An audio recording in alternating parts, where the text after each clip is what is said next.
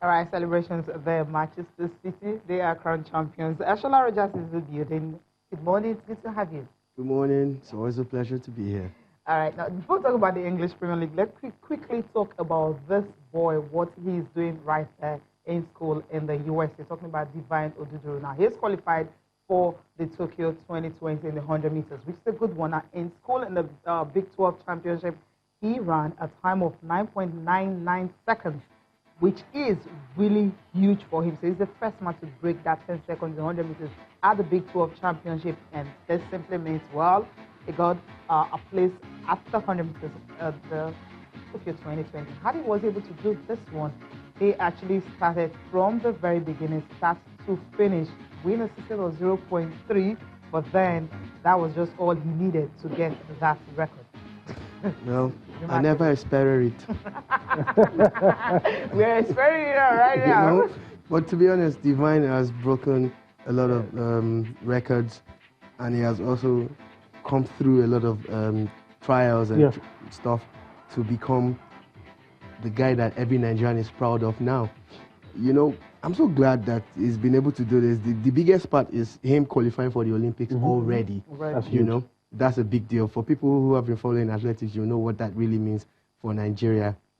But like I always try to do, let's put it in perspective. Okay. If Divine had stayed back in Nigeria, would he have achieved all of this? Okay, he's the second Nigerian to do that. Raymond Ekebu also qualified after he had a personal best of 10.02 seconds the previous day, also at the secondary championships right there in the USA. So Team Nigeria doing something big, Nigerian athletes doing something big, but the world relays, it wasn't a story you really want to tell. But I think we'll wait for a day to talk about the performance at the world relays and everything that really went down. Okay, the news you want to hear is that they didn't finish, they didn't have any medal to show for it, though the men managed to get to the final, but they finished seventh. That's the main story there. But not a good story to really tell. Now let's switch over, Yemi, and talk about this one, the fact that City are crowned champions. Yemi, you talked about the fact behind the scene, I mean, that if Pep Guardiola had not won it, I mean, people were ready to kind of put his head on the platform. He only has some funny nicknames, Shola. I don't want to mention some of the. In fact, some went as far as when City were losing, calling him a fraud. You know, he's been found out. I thought it was a bit harsh then, but I think. I mean, you should thank his stars that he won, because a lot of people, some already said he bought the victory and everything, but I think the victory is well deserved. Yes. When people try to chip in such great achievements by saying he bought victory, I'd like to ask them, buy your own. Yeah. Go buy your own. If you think it's all about the money alone, then go buy your own. You know, Chelsea has a lot of money. Man United are arguably one of the richest teams in the world. Let them buy their own victories too now, you know. So look, Pep Guardiola has done very well for himself. The reason why I even respect him more is the way he was able to claw back to the top. Liverpool had a 7-point gap that everybody felt was unassailable. Everybody felt that Liverpool had taken it. But out of nowhere, City showed the stuff of champions. Consistency. And they are deservedly champions of England. Nobody should try to chip in it by talking down at their manager. Okay, let's hear from Pep Guardiola. Delighted he is to be able to win this one, taking it out of the way. You still have the FA Cup coming up next week. So incredible run, we did it. So yeah, amazing. So this league is the best managers are here, and incredible players, and especially this rival we face this season. So give more credit what we have done. So last season was the first one. It was incredible good to be the first one. But from the beginning, we realized Liverpool, it was incredible. So being out from the Carabao Cup and FA Cup soon, they happen play, you know, less games than us, but we're incredible consistent. That is the toughest league or Premier League we have won from the beginning. I won in Spain, I won in Germany, but that is the toughest one, especially for the rival that we have to face all season. Well, special there when you have a Liverpool actually chasing you somehow, you just want to do your best. How were they able to do it? I mean, 14 games unbeaten. The last time they lost was in January, and they won 14 in a row, winning the title. Even the invisible Arsenal didn't do that to win their title and all that. And how many goals they scored? About 33 goals, conceding just 4. Within that space of time, Man City showed us that they were actually the defending champions, and they were not going to fizzle out, you know, because they took the challenge head on and they went for it. It's actually very sad on the part of Liverpool that with 97 points, you can win the league. We've seen people win the league for less. Yeah. You know, so it's really sad that they went all the way. Like we said last week, it was going to go down to the wire. It's gone down to the wire, and of course, City has shown us that they're the best. All right. Okay, so let's get some perspective now. Talking about people who were there, people who saw the games, and people who are emotionally invested in all of this stuff because they are fans, they love football. Let's travel abroad. Now let's go to England and have a chat with a Manchester City fan, Adegoke Ogun. He joins us now via Skype. Good morning. It's nice to have you join us. Yeah, good morning. Good morning. All right, let me just ask you, as a fan and as someone that saw everything happen in your backyard, what was it like? Were you surprised? Did you expect City to win? Were you expecting a twist on the final day? How did it all hit you? Well, initially, I mean, I was expecting City to win, but when Brighton pulled the goal at the 27 minutes, you know, that excitement kind of dropped. But you know, after Aguero ruthlessly, you know, he responded ruthlessly, I was kind of, you know, with the hope that, yes, we're back again. And then when, you know, the second goal came in and then the third, I felt really relaxed. And you could see even Pep admitted that it was, you know, the toughest one for him as well. But like I could hear one of the guys on the show saying, you know, people talk about you buying victory and things like that. I think for Man City, we've won, and this is what we wanted. So go buy your own. If anyone is complaining to say, yeah, they bought their victory, well, we've been able to buy that victory, and I'm happy and I'm excited about it, you know. It's a shame we couldn't do the 100 points as we did last season anyway. But yeah, again, we've got this recorded, 14, you know, successive league victory. And again, back to back. That's, you know, outstanding for me, you know. It seems winning the title is enough for you guys because everyone's actually talking about Manchester City going all the way. I mean, winning quadruple. That's talking about the UEFA Champions League. And we heard from Bernardo Silva saying that, look, they've won the league and next season they want to add the Champions League to it. How disappointed were you when you discovered that you guys not be able to get that quadruple? Well, I must be honest. I was really not happy with that. But again, it's football. So if you look at the Premier League, Liverpool haven't won this particular title for the past 29 years again. And then now Man City now being able to win this particular league back to back since Manchester, I think Manchester United did it 10 years ago, or we've been able to do it now. Again, the Champions League is gone. There's nothing we can do about it. But again, we've got the FA Cup coming next week. So that's the one more we can still have to what we've got. So we've still got plenty of you know, achievement to add to the list of achievements for Man City. So I mean, next season is there, so we've still got other things to still look up to. All right, Adegoke, next season definitely is there. We look forward to what Man City will be able to produce next season. Also looking forward to the FA Cup against Watford. If they can do the domestic treble, that would be a wonderful one for us. We will do it, definitely. All right, thank you. Thank you very much. Okay, now let's talk about the disappointed team now, talking about Liverpool. I mean, how do you have 97 points and not being able to win a league, especially where this is something that everyone has been dreaming, talking about? He mentioned it, 29 years wait continue for Liverpool. How unlucky can you be having to play second fiddle to Manchester City? Well, they had it in their hands and they blew it. They have no one else to blame but themselves because December we all felt Liverpool were going to coast home. But City had other plans and, well, Liverpool will live to fight another day. I think it's a good thing. They can build on what they've achieved this season. It's painful on two fronts. They give us some moments that even City didn't give us. And they didn't lose. They lost fewer matches. No, I mean, they lost just one game. That's what I'm saying. They lost fewer matches. Same thing, Lost fewer matches. And the draws they've had is why they're losing this title. Yeah, that's why it's a league. You all start on the same day with the same number of points, 0. Yeah. And you don't play around when you have a 7-point lead. You know, this is the stuff that champions are made of. Once again, congratulations to Man City. All right. Let's listen to the younger club. It's hard to lift yourself up after getting on a high and be brought down. But let's listen to the younger club. His immediate reaction after, you know, Liverpool finished second in the English Premier League. It's disappointing. It's really it's not a wonderful moment. It's not exactly like that. But we have enough time to find out and to see exactly and feel maybe how brilliant the season was. It was brilliant. 97 points is incredible, and only because City is there, it's not enough. In each other country, it would have been easily enough. But here, that's how it is. No problem with that. That's the competition we are in. It's not a competition of 30 years ago, of 20 years ago, of 10 years ago. That's completely different. And these boys were really ready for it. And they have my maximum respect.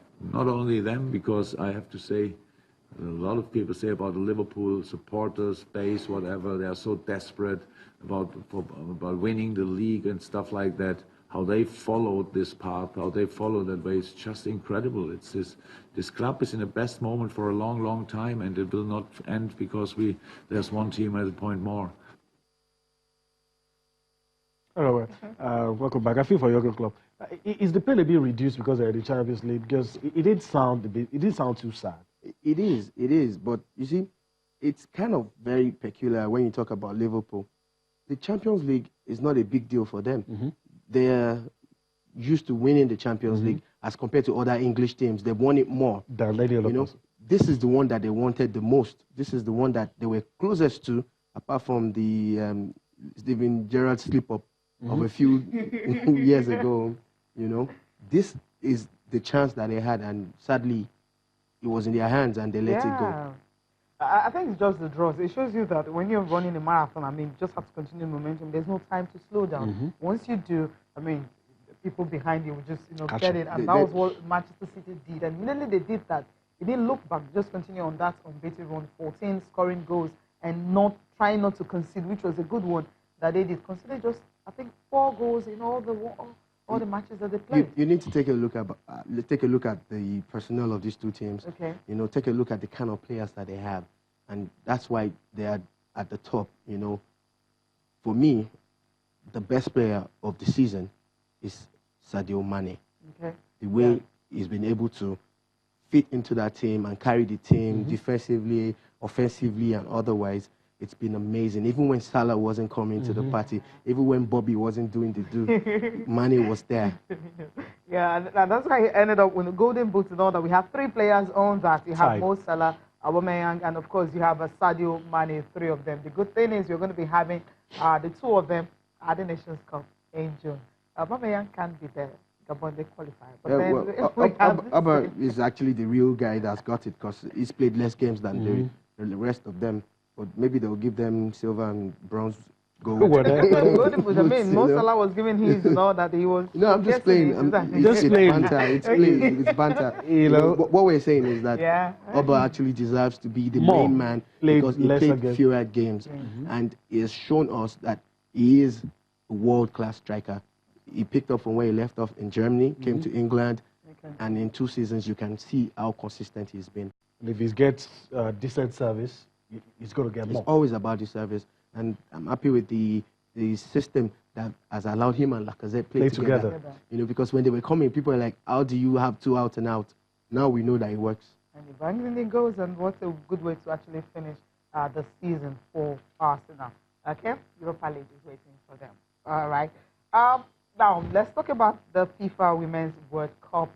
It's 25 days to go, and some teams are still playing friendly. Remember, the Super Falcons are presently in Abidjan, in Cote d'Ivoire, where they are competing at the Waffle B Cup tournament. Where they are crushing teams. Crushing teams. Okay, on Saturday, they crushed one. Niger Republic. You guys should learn how to be modest. Okay. It's just 15-0. Just 15. I mean, that's a tournament. It's not actually friendly or anything. It's actually a tournament. They won that one, 15 goals to nothing. I mean, there were some spectacular goals from that game. But it's 25 days to go, and Falcons will be in action tomorrow against Mali, which is going to be one of the toughest tests. But today we'll talk about the USA, Team USA and South Africa. They are also going to the World Cup. And for USA, they continue their build-up to the World Cup. They had a friendly against South Africa it wasn't really much of a friendly because they were ready for the South Africans and all that, just outplayed them. South Africans rarely see the ball, and the USA won this match 3-0. Just part of their build-up, they still have one more to play, 2 more games to play before they go to France. You're actually shaking your head in this one, but it's a good one. I mean, it could have been more. Over, it should have been more. It could have been more, yeah. I was going through the list of the U.S. women's national team, and I saw how much that team has changed, and nothing has changed in the way the levels they did drop. The levels did not drop. Thank you, Yemi. It shows you that the Americans have women's football on lock. They have found the key, and the key is to create a structure, create a good league, a good system that allows these girls to come through, you know. And this was supposed to be a friendly game. I wonder what happens when they meet at the World Cup, if they meet at the World Cup. I love that. United States, of course, on Thursday they'll be facing New Zealand, and of course they also face Mexico May 26th before they will head to France for the World Cup. And for South Africans, well, it's a good way to really start knowing that, of course, testing yourself against the opponent, which is really a good one. Carly Lloyd was the one in action, scoring her 108th international goal. But let's hear from her and also the coach Ellis, how delighted they are in this game. We're ready to get over there. We've anticipated this. It's been 4 years, so we've got 2 more games to fine-tune some things before we get over there, and we've got to take every minute and make sure that we get as much as we can out of it. I think that's the most important thing. But we've got another game against New Zealand, and that's the focus now. I think I'd be doing the players a disservice if I gave that an out, because I think that they know and they recognize, and that's what's awesome about them, is that they have these standards, and they knew that it needed to get better. So I don't think it's fatigue. I don't think it's training. I just sometimes you just have to get into a game, and sometimes games. I mean, heck, the World Cup games, they don't always start perfectly. Sometimes the several games don't start perfectly. It's the ability of a team to, one, get better in a game.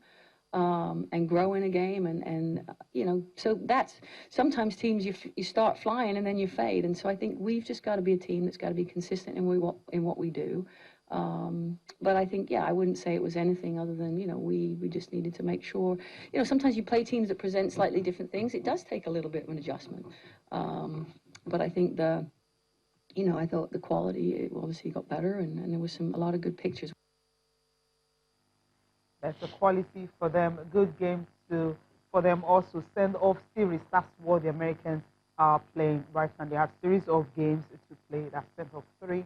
South Africa done and dusted. They have New Zealand and Mexico before they head to France. For the Falcons also, they played series of friendlies and all that. The coach trying to test the mental, and for what from what they're doing right now in Abidjan and Côte d'Ivoire. So some of those players have been able to ensure that they've been good in the tournament. Might just get into the main squad and heads to France also. The operative word there is might. They might just, because we already know that there's a list somewhere, and maybe 1 or 2 might make it through. So, although it would have been nice to have taken our first team now with the benefit of hindsight, maybe at least they continue to gel. But I'm really very satisfied with what the NFF has done with the women's team this time around. Preparation-wise and everything they've been able to. At least by Nigeria standards. Yes. At least by Nigeria standards. It could have been better. In recent history, I don't think we've had this kind of preparation. That's true. It's a good one, and hopefully the girls would pay back by getting 1 or 2 good results at the World Cup. All right. That's the expectation there. Let's go for a break now. We'll come back. Of course, there's so much for you for this morning.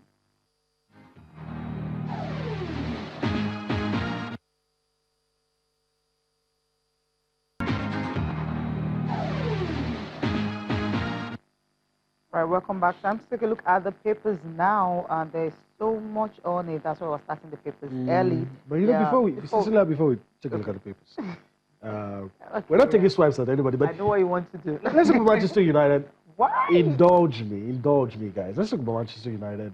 The last game, the drama and everything. I said it to you behind the scenes, and I'm saying it to you. You were right. Everything you said about Manchester, about Ole Gunnar Solskjaer, everything turned out to be the way you said it. Thank you, sir.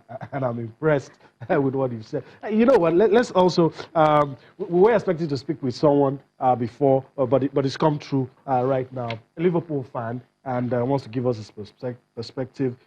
John Abel. Let's see if we can quickly do that on the show. A quick word from him. John, if you can hear me, it's nice to have you join us this morning.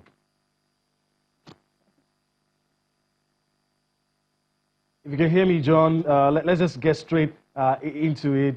How did you feel yesterday? You guys came close, but was all too far, and Liverpool weren't able to do what some people thought they were going to do.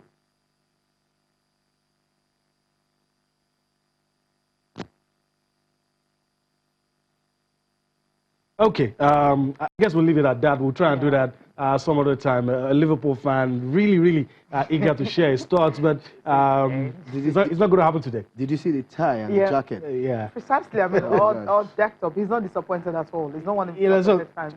So let's take it back to what I said. United. The top 6 teams. Yes. Do we have top 6? I think we have top 2.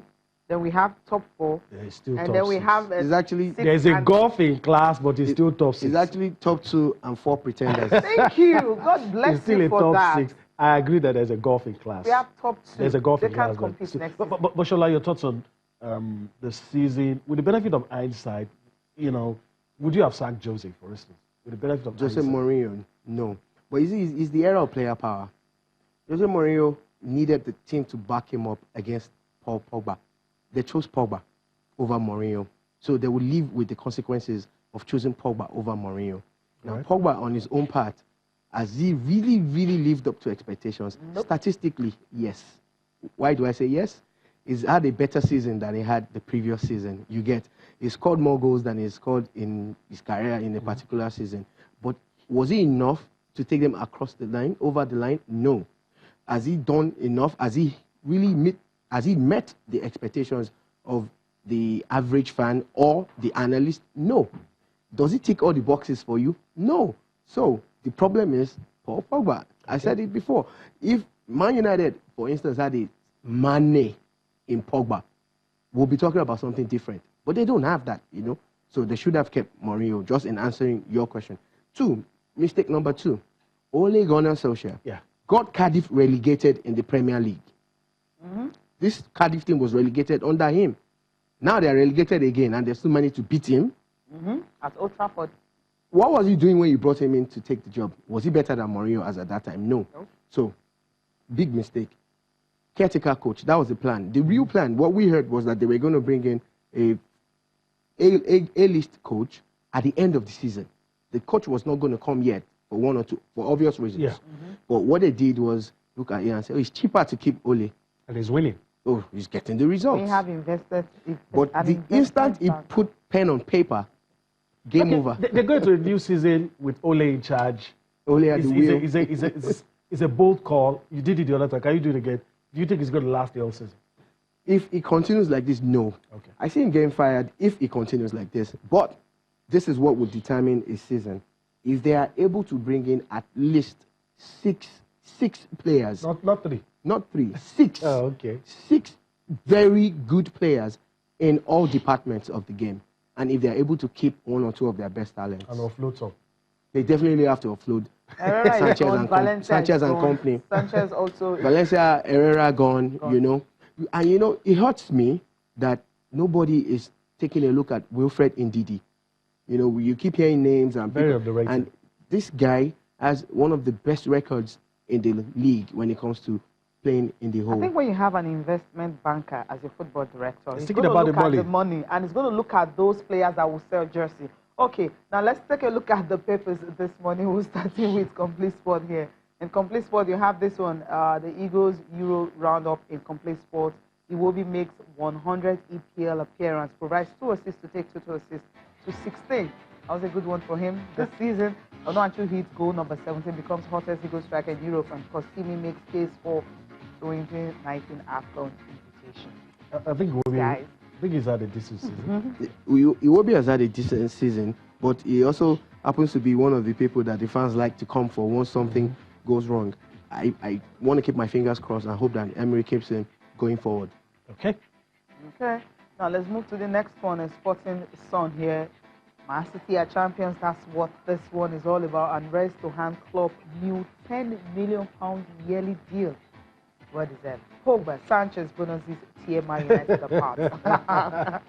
Look, so much money and less play. That's what it is. The balance of that team has been rocked. You get the team doesn't have a balance. There's no anchor. There's nobody playing for anybody. So it's time for them to clean house. Okay, clean the house. And this one, Atletico Madrid sends Morata back to Chelsea. Blues wants Coutinho to replace Hazard. Coutinho, Hazard, I don't think so. This one, I mean, if it's going to happen, it's a good replacement. If it happens, if it ever happens. It is a good replacement. Coutinho is, by all standards, a very good player. Even if he has not. I saw him at Barcelona and it wasn't. Remember that Salah was at Chelsea too. Yeah. So look, let's be fair on these guys. It might not be a good blend for him at the moment, but Coutinho will fit into that Chelsea midfield. He will. And this one, Igalo is out for 2 weeks. Not a good one. Indeed, it equals Moses and Yobo's EPL record. That's what you have. All right. Okay, let's go to our last paper for review, Sporting Live. A lot of interesting stories. 39 days to go to the Nations Cup. That's interesting. We can't wait. Barca to pay 24 billion naira for Chukwueze. I don't know where this is coming from. That story is gathering a lot of momentum. I've been checking out a couple of Spanish sites and all, and they're talking a lot about how he would be the one to replace Coutinho. Okay, so some other interesting stories. Mikel's Raw chat successful. Mikel always in the news. I don't know. And it looks like he's heading back to the Premier League. All right. So, this one. Clubs are waiting to get his signature. Yeah. Which of the clubs? Like a couple of the guys that are about to be promoted are actually they're rumored to be talking to him. Norwich and Co. Sheffield also talking to him. Okay, that would be a good one for him to be able to make the move. Now, he mentioned the fact that Gennett Rowe and Mikel Obi, I mean, they talk successful and all that. So it simply means he's coming back to the team. Any reservations for that? We would love to have Mikel back in that team. Mikel is welcome back home. He's welcome back in the team. Okay, there's no reservation at all. Because, no. People have been talking about the fact that... I don't like the back and forth. The back and forth is what I don't like. Yeah. No. If you want to play, tell us you want to play. Guys, there's a lot of things surrounding this. But if Mikel wants to come back, please, we need Mikel in that team. We need Mikel. Even if he's going to retire after the Nations Cup. It doesn't matter. We need him now. We need him now. We need his experience. We need a whole lot of things that Mikel brings to the team. Because, I mean, the talk Personally, and everything. I want Mikel back in the team. Okay.